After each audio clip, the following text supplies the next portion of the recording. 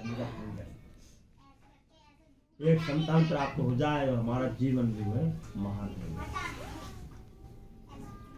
वह साहूकार पहुंचे और बोले कि हे राजन, ये क्या कर रहे हैं, इस तरह करने से कौन सा फल मिलता है।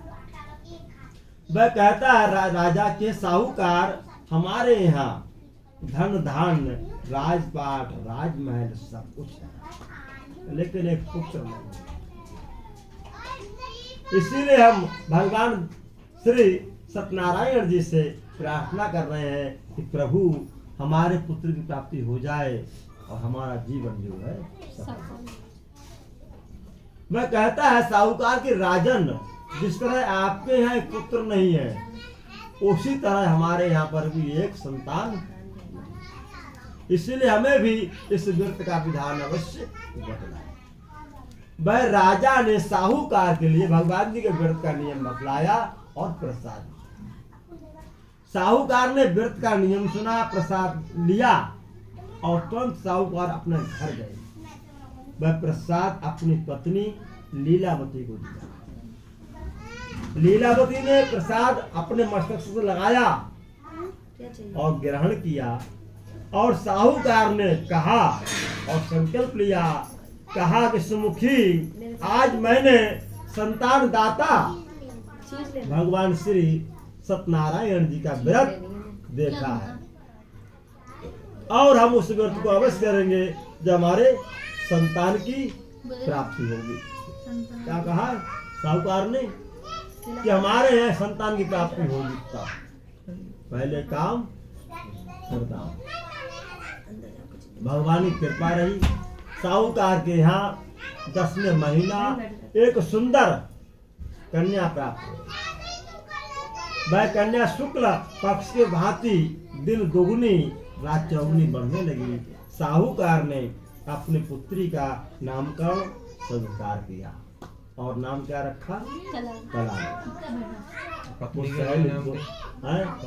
लीलावती।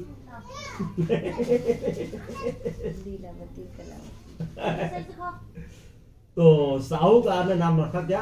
कलावती। लीलावती ने कुछ समय के बाद कहा अपने पति साहूकार से कि पति साहूकार, अब आप भगवान श्री सत्यनारायण जी का व्रत कीजिए। ये साहूकार ने कहा, सुमुखी, जब से कलावती ने जन्म लिया है तब से मैंने व्यापार के मार्ग से कोई धन नहीं कमाया। इसीलिए जब कलावती का होगा विवाह तब देखा भाला जाएगा, जो बोला और कबूला है वह सभी कर दिया जाएगा। बोले कि जब कलावती की शादी करेंगे तब वो यही कई बार में काम कर देंगे। शादी तो होगी, 4 मेहमान भी आएंगे, हलवाई भी आएंगे, सामान भी आएगा, पंडित जी भी आएंगे, वहीं पर 4 बातें भी सुन लेंगे। मतलब एक पंथ 2 पाठ, शादी भी हो जाएगी और कथा भी हो जाएगी और भंडारा भी हो जाएगा। साहूकार ने इस तरह बात बनाई। बात बनाने के बाद व्यापार को परदेश, समय बीत गया, कलावती विवाह के योग्य हो गई। साहूकार ने सुयोग अच्छा लड़का देखा, विवाह की बात पक्की की। गुणों से भरपूर और सुंदर शरीर देखने के उपरांत साहूकार ने अपनी पुत्री का हाथ उसके हाथ में दे दिया। साहूकार ने अपनी पुत्री का विवाह संस्कार कर दिया। लेकिन साहूकार जो थे भगवान जी की कथा करना भूल गए। साहूकार कुछ समय के बाद अपने दामान को साथ लिए और व्यापार की इच्छा से प्रदेश निकल पड़े। भगवान श्री सत्यनारायण जी रुष्ट हुए,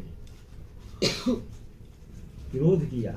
सत्यदेव ने रुष्ट हो दिया साधु को श्राप, अक्षर का फल दे मिले घोर संताप। श्राप दिया और उस साहूकार के ऊपर अशुभ दिन आना शुरू हो गए।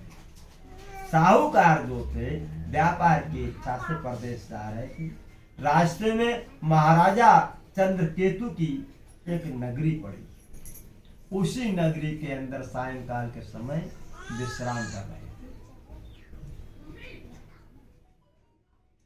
भगवान श्री सत्यनारायण जी ने उसी दिन अपनी महामाया के द्वारा दो चोर ठीक वैसे ही उत्पन्न किए कि जिस तरह साहूकार विराजमान।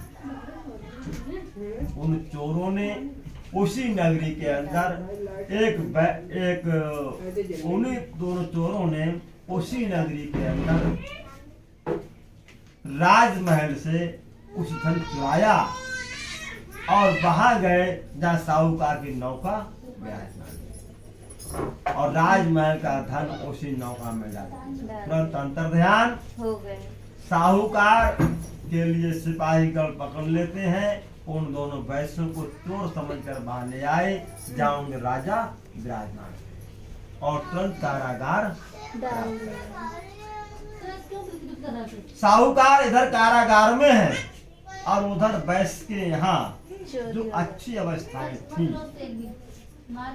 धन धान्य की प्राप्ति थी, वहां से तुरंत लुप्त हो गई। देखो जहाँ भगवान विष्णु जी का निवास स्थान होता है वहीं पे लक्ष्मी जी का भगवान विष्णु जी का निवास स्थान लुप्त और लक्ष्मी जी का प्रकाश गुप्त।